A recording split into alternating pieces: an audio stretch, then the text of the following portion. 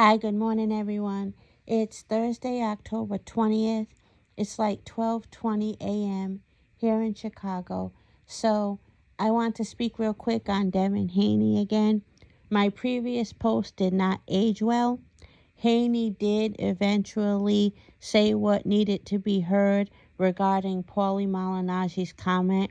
My biggest concern was Paulie giving the impression that Haney never tried to face Lomachenko several times.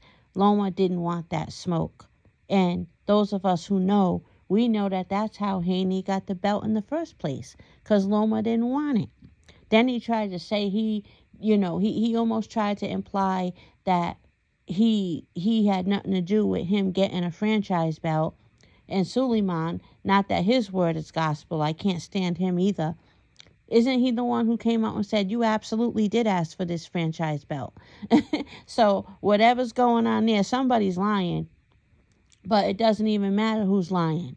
Haney tried to fight Loma, and more than once. So that's the biggest thing that surprised me when Haney didn't shut Paulie Malignaggi down.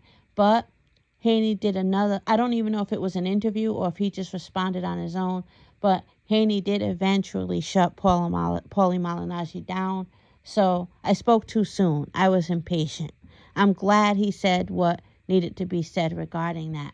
And another thing I want to say, I didn't even know Paulie Malignaggi had a channel. The only reason I just saw that he had a channel was because I saw Blue Blood's post. And Blue Blood's post is saying that Paulie has a problem with what Blue Blood had to say.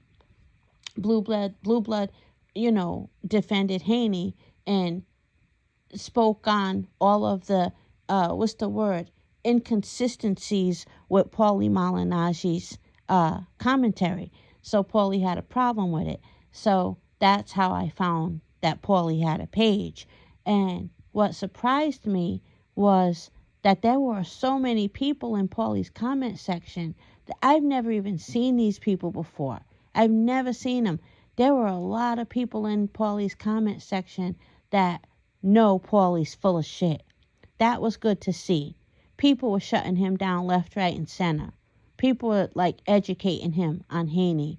And again, I never even saw these people before. So that was good to see. It's good to see that people recognize bullshit. There are so many knowledgeable boxing fans out there. Sometimes you get caught up into thinking,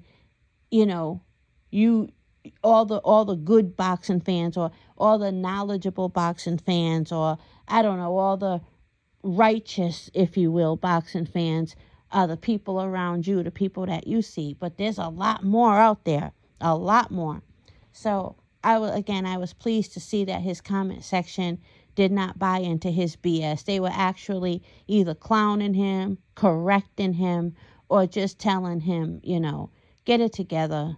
That's inaccurate information, So I didn't read all his comments. I'm sure somebody was supporting him. But the comments, most of them, the comments I read, you could tell people are like, do your research on Haney before speaking on him, and especially the Loma situation. But that was good to know.